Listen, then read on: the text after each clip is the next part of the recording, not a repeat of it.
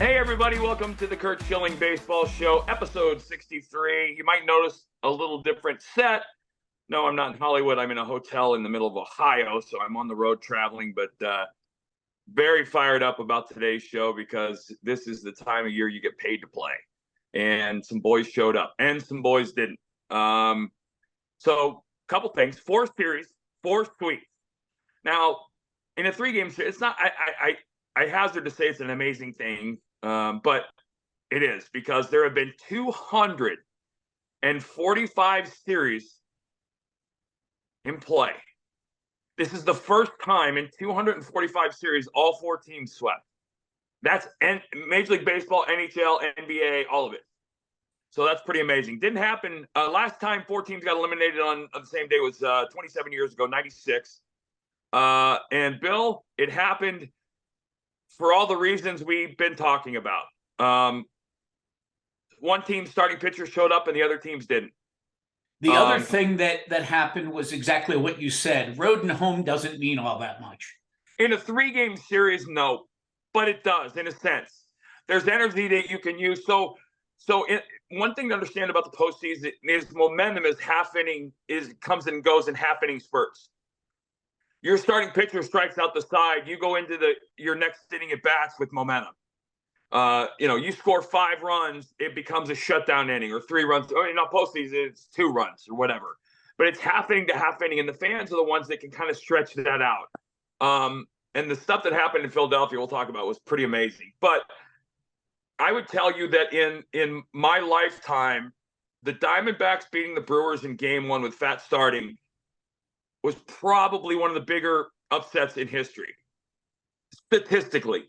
I talked about the fact, and we talked about it, that, Gallen and Davies were going to go 1-2. It didn't line up that way because Arizona had to play till the final day of the season, right? Exactly. And that can be a huge plus or a huge down. They were playing playoff games before the playoffs started, and they rolled it right in. But the fact is, Burns didn't show up, and Peralta didn't show up from Milwaukee, and they had to. Burns went 4, and I talk about power pitching. Peralta went 4 2/3 hitless until Thomas homered, and then the wheels kind of came off. But he had 12 hits, and it was what I said, right? Fat, it was not a swing and miss pitcher. Right. Milwaukee had 12 hits in the first game? Yeah. And they got shut out after the second inning. Well, Arizona had used 7 pitchers in that first game to win. Arizona was the only one of the 4 teams that actually trailed in a game in all 4 series. Gallen has a 32-pitch first inning in the second, and he talked a postgame about his pitch sequence early on. But a 32-pitch first, this is what an ace does. He throws 32 in the first, so you're thinking, oh my God, right? Hopefully we can get 5 out of him. Then he goes scoreless through the 6th and only throws 64. He settled down, and like most great pitchers, you don't beat him early, you don't beat him. Sewald, there was a lot of discussion, rightly so, around the closing situation in Arizona. Sewald made it, saved both games, punched out 3. I think the big question coming out of the Arizona series, outside of the actual Arizona moving on, what happens to Craig Counsell? He is, I think this was his last year. Yeah, he's a free agent after this year. Yeah, I would be surprised if they moved on. But I would also fully expect Craig Counsell to be managing next year. I'm not saying he can't do it, because he probably can. I don't see Craig Counsell as a big market manager. Talking about, the Mets. Steve Cohen will throw money at him. And I don't think it's the money thing. I'm not sure that, and Craig is a Milwaukee kid. I'm not so sure that he's a New York type of, I'm sure he could do it. I'm not sure that would be at the top of his list, just knowing him as a person. Maybe he would. Maybe he'd be all in. I don't know. But he's not a guy who wants to hold press conferences and have 55 members of the media in his office every game. I don't think. but I'd be very surprised if he ended up in New York. But I certainly wouldn't bet against him winning, because he's a player's manager. I feel like that New York situation needs a Bochy or a Bob Melvin. Yeah. Something like that. And it was 100% on Mets management to get rid of Buck, which is sad. But I will tell you this: if you're a Mets fan, you probably are feeling pretty good about the fact that the last 2 times Buck was fired, his team went on to win the World Series the next year. The team he was fired from happened in '95 with the Yankees, and in 2001 with the Diamondbacks. But here's a line of numbers, and I've talked about this ad nauseum. Starting pitching, power pitching, 44 innings pitched between the 7 starters, 35 hits, 37 punch-outs, 8 walks for a 0.98 whip and a 1.02 ERA. And Zach Wheeler is moving into an October ace, if he's not already there. His numbers have been amazing in the postseason. But I said, and we talked about this, Wheeler and Nola present issues for a team in a 5-game series, much less a 3-game series. Absolutely. They both came out. Wheeler did his thing, 6 2/3, gives up a run, 5 hits, no walks. And what was it? Glasnow walked 5, I think it was. Yeah, he did. Yeah, that's a month's worth of walks in October. That's a loss. You can't do that. That's an absolute loss. You can't do it. And Wheeler followed by Nola. But let's talk about. I just saw the highlight of Stott hitting the grand slam. And if I'm not mistaken, he's a Philly kid.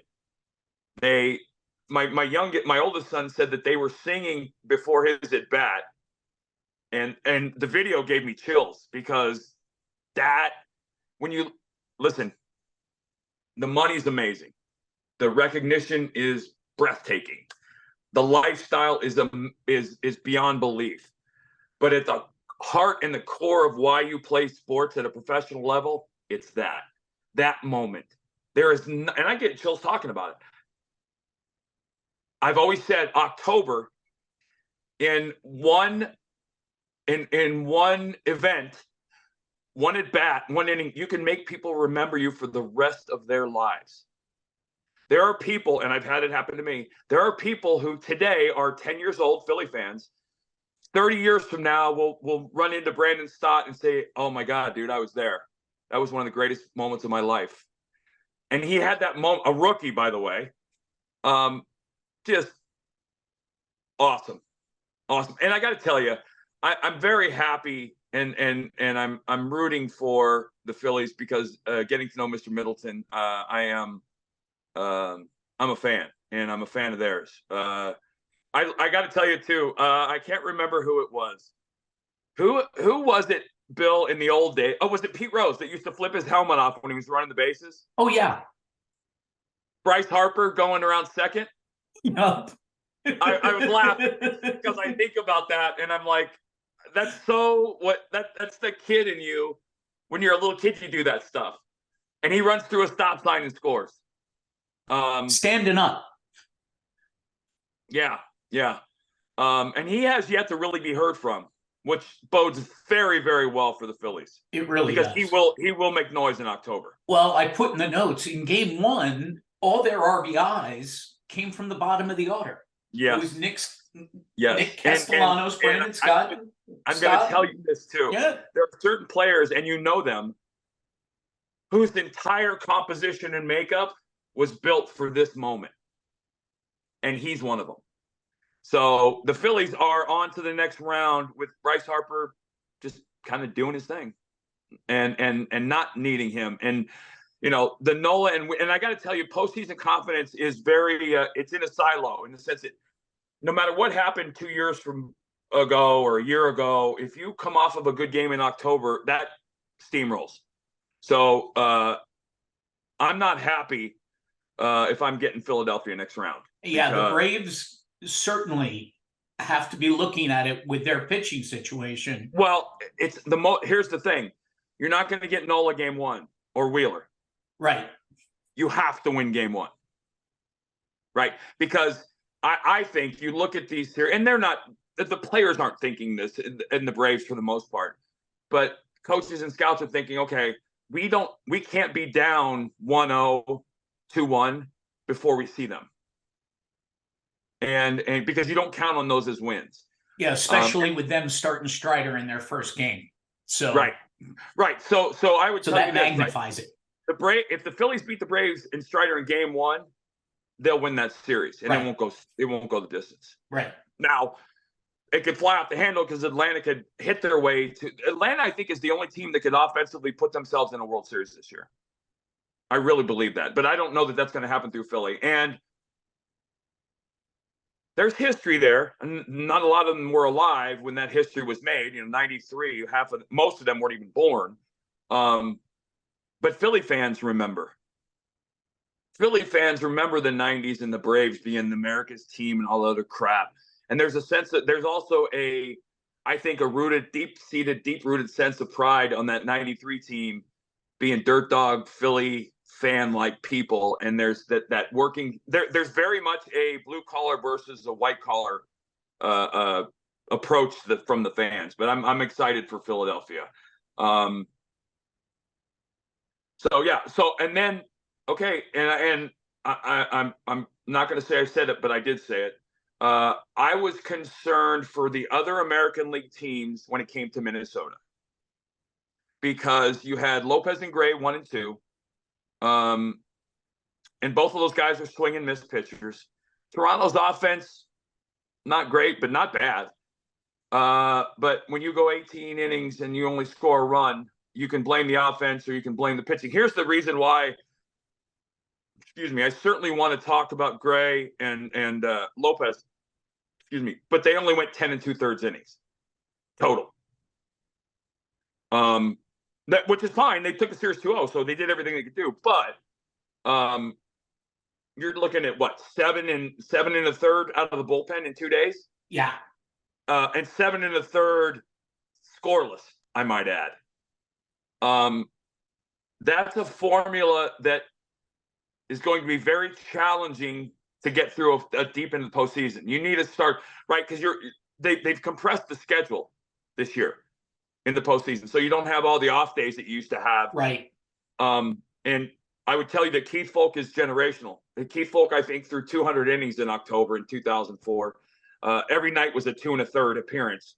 Those days are over, and you don't have those guys anymore. Now, Bill, here's where you pay attention. You've been pitch limiting your guys all year long. You haven't been using relievers in back-to-back days because your general manager and your sabermetricians have said, don't use so-and-so 2 days in a row. And I think I've said this on the show quite a bit. You can't attempt to do something for the first time in the big leagues. Same thing in October. You can't suddenly expect your bullpen, 3 guys in your bullpen, to throw an inning in 2/3 3 consecutive days if they haven't done it all year. Because you're looking at more max effort than they've given all year in circumstances, situations they haven't done. This is where you get guys hurt, when you go off the schedule and you go off the routine. And I'm going to be curious. But Minnesota did what they had to do. And Toronto did not. Well, yeah, but I'm on the other end. Gausman didn't pitch well. No. Right. But I also, in my mind, I'm a glass half full guy. Toronto didn't do what they needed to offensively because Minnesota pitched the way they were supposed to pitch. Right? Right. And when you hear Correa talking about the noise in Minnesota, yeah, good for them. Good for them. Yeah, well, that pickoff play was Correa entirely saying, let's try this because he can't hear the third base coach. Can't hear the third. Yep. That's and in a small, short summary, you've heard me use the term baseball IQ all year, Bill, right? Yeah. That's baseball IQ. Yeah, absolutely. Right? That's recognizing in the moment. That's Craig Kimbrell deliberately balking to get the runner out of second base so he doesn't relay pitches. Right. For those of you who didn't see that, That was spectacular. That's baseball IQ. That's I can't remember his name. The running back, was it Marshall Faulk that went down at the 1? And I've seen it a couple times. Pat Mahomes did it on Monday night. instead of going into the end zone. That's sports IQ. And here's the thing about that, right? This is October. Everybody's nervous and all the things go with that. Guys like Correa who are in the moment and recognizing those things. I mean, other guys are out there going, "Oh my God, it's so loud in here," and he's thinking, "Oh my God, the third base coach can't get to the base runner. He can't hear him." That's sports IQ. Those are guys that play at a different level. And I firmly believe. So the Twins, who do they have? They take on the Astros. They have the Astros. They need to be. I don't know how the pitching is going to line up. They need to be tied when Lopez and Gray come back. Right. Right. Although outside of oh my God, is it Valdez? Yeah. Yeah. Outside of Valdez, is Houston starting anybody that Minnesota? Because Minnesota's, I don't think, going to slug their way in. They're going to have to pitch their way in. So it's going to be very interesting to see, and that'll be a good series. That will be a really good series. Same thing with Texas and the Tampa Bay series. I mean, I remember the show we did after the Montgomery trade where he was 0-2 with about a 9, and they were questioning that, and he hasn't lost since. And it's not that he hasn't lost since; it's that he's been dominating since. Which, with Scherzer doing whatever, I mean, I heard that he had a tremendous bullpen and didn't feel any pain, which is, wow. It's October 6th, awesome. Just in time, big guy. I mean, he's not eligible till the next series, right? So, right. At some point you got to. But the other thing is Montgomery's chomping up innings as well. Well, dominating innings. Yes. And I'm going to go back to what I said before. No walks. 7 innings in game 1, 6 hits, no walks. You can't walk hitters, obviously, as a pitcher, but in October, it's everything. So they beat Tampa 2-0. Think back. I remember doing this show in April after Tampa started 13-0. Yeah. Who would have, to have your season end like it did? Well, and by the way, it was their own fault. They started out 13-0 and they let people come back. Yeah. And God bless Baltimore for doing what they did. They earned that. But Tampa put themselves in that position.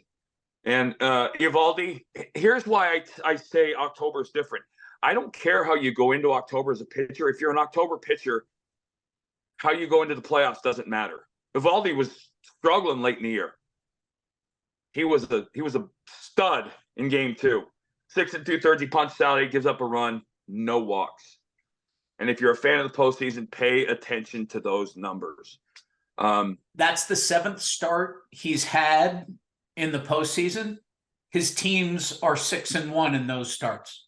No, there you go. So you want to know a guy that's got the October composition and makeup. There he is. And the same thing, the 14 hits in 18 innings for the Blue Jays. 1 RBI. I would tell you mainly because of how Texas pitched. I don't expect hitters to go on a bender unless they're named David Ortiz or Manny Ramirez or Bryce Harper. You just don't. You don't go into October. I mean, people thought Derek Jeter had 300 at bats in the postseason. People talked about Jeter being a stud in October. His October numbers were the same as his regular season numbers. But in October, you don't face the 4, 5, and 6, 4th and 5th starters. You don't face the middle of the bullpen. You don't face you're facing 3 7-man pitching staffs. And every at bat, you're facing somebody that has high leverage innings.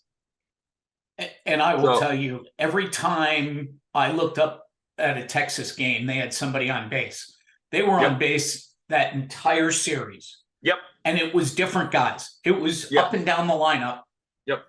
And those 2 kids down at the bottom who, I mean, the left fielder got brought up September 8th. Right. And is 21 years old. Right. And he gets on 6 of his first 7 plate appearances. Come on. Right, right. But I think that makes for a great series. I do too. Right. They go to Baltimore, and I'm on the Baltimore bandwagon. If I'm in Baltimore, I'm excited as a starting pitcher because I've had a chance to look at the hitters in October at bats. Their October bats are different. And as a starting pitcher, if I'm Rodriguez, I've looked at the Texas lineup and how they're approaching their at bats because hitters are different in October. They're very different. Every at bat a hitter takes in October is a ninth inning game tying run on third at bat from a focus perspective. It's why swing and miss pitchers win the day for the most part. I don't know what the deal is in Tampa and how that's going to play. Right? They made the postseason. They have a $175 payroll. I'm almost thinking every postseason is a win for them, right? And aren't they in the situation where they're looking for billions of taxpayer dollars to improve the stadium? Yes. No, brand new stadium. Yeah. And fatal mistake if that happens. But in the last 100 years, those are the two worst attended playoff games in the major league. And the next one below that was St. Louis in 1931. Right. So I would tell you as a fan, 20,198 at the game too. Look at that and look at the highlights from that series, and then go look at the Philadelphia series. You don't think that makes a difference? Look at the Minnesota series for that matter. Players feed off that stuff. And that's you're averaging 17th. They don't need. The team needs to move.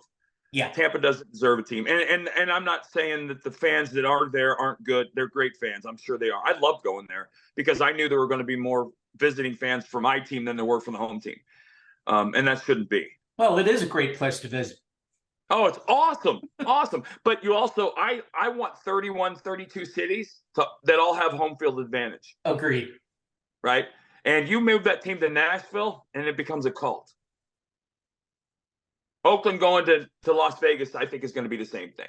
I agree. I think that if you look at the Knights and what the Golden Knights and what they've done there, and what the Raiders are going to do and doing, I think that it's a no-brainer that Las Vegas is going to be a phenomenal draw, and I think Nashville would be very much the same thing. So, yeah. So you get a breather. It's kind of weird. Everything ends on the same day, so you get kind of a one-day breather. But the series are going to. I'm going to hold by my prediction, Baltimore and Philadelphia. And I just wanted to mention, Bill, and I'm going to get all over John for not noticing this. What were the 5 teams that I played for, Bill? Do you remember? Baltimore, Philly, Arizona, Houston, and Boston. I didn't say Boston. Right. So for the teams, this could end up being the last 4 teams alive to be the 4 teams I played, which I think is very cool. That is very cool. And so you get a first pitch. I'm not really sure I should be proud. I'm not sure I should be proud of that. But that's kind of cool because all 4 fan bases.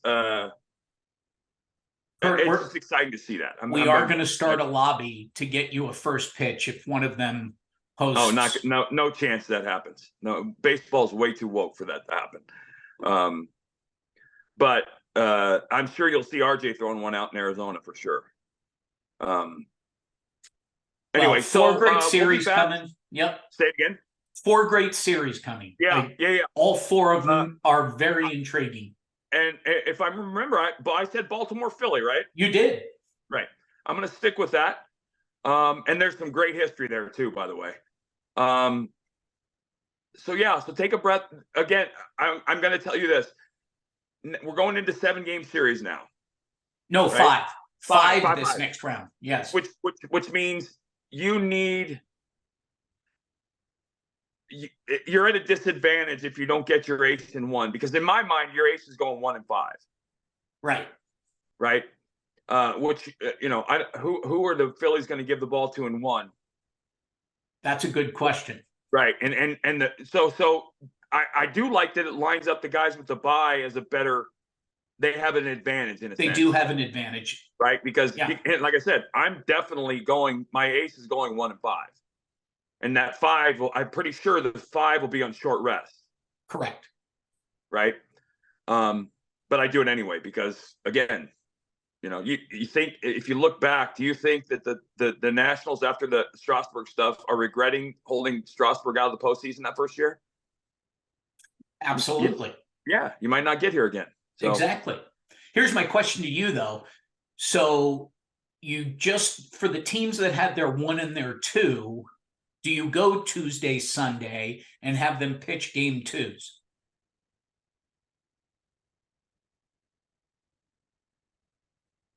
Yeah, yeah. It's 4 days. It's 4 days rest. Right. No, you bring your ones. You're legit. Okay, so Wheeler and Nola. Yeah. Need to pitch on their 5th day. Their 5th day, so that's 3 Whatever. and 4. 4 days off. 4 days off. The right. normal 4 days. Right. So Wheeler pitched Tuesday. So Wednesday, Thursday, Friday, Saturday off. Pitches Sunday. Right. And today's what? Today's Friday. Yes. So they'll be, yeah.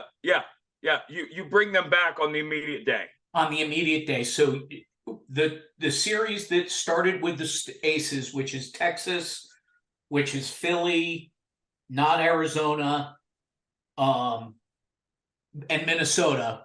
All right. of those 3 will have their lead guys going on Sunday in game 2. Game 2, right? Okay. So you have your 1 going in game 2, your 2 going in game 3. You're only getting them 2 games total in the 5. Right.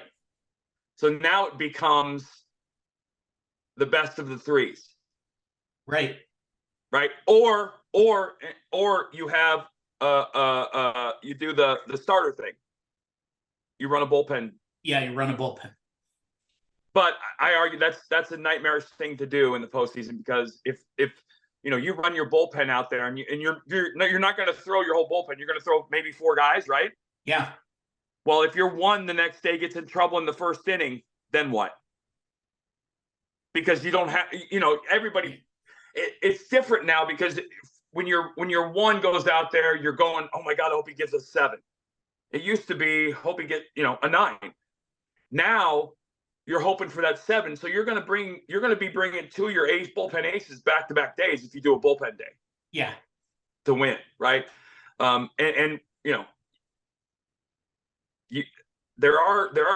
don't hold the horses in the corral here. You let them run because you might not be here again. So and this goes back to why when I look at the Josh Hader stuff, I kind of chuckle in the sense that I want everyone in my bullpen to want to be available every day. Right. Right. I want them because, again, you go back and look at 2004 and look at Keith Folk's innings pitched. He came in and threw 2+ innings in multiple days back to back. And everybody was available.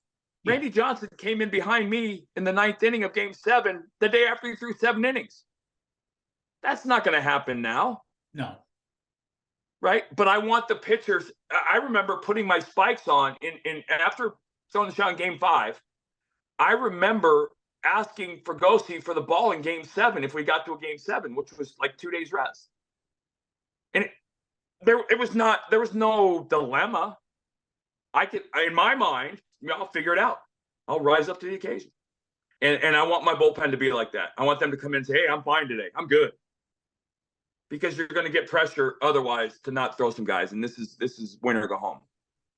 So, well, I'm looking forward to catching it. We'll have a lot of new stuff to talk about next time we talk on Tuesday because the series will be well 2 games underway. in the end. Yep. And we'll but I'm pulling for all 4 of my former teams to get there. I'm not really sure mathematically that's possible. Homer. So I'm going to stick with my Baltimore Philly prediction. And here's my other prediction. If the Braves do not win game 1, they cannot win that series. They won't win the series. I agree. Yeah. So, all right. Well, listen, anywhere you get your podcast, guys, Apple, Spotify, all over the internet, you get podcasts. You can find the Curt Schilling Baseball Show. You can also find it on the page at OutKick.com. click on the shows label. You'll see all of our podcasts. There's some really good ones. Got a lot of new talent coming on board. It's kind of fun. But you guys have a great weekend. Enjoy your playoff baseball, and we'll catch you guys next Tuesday.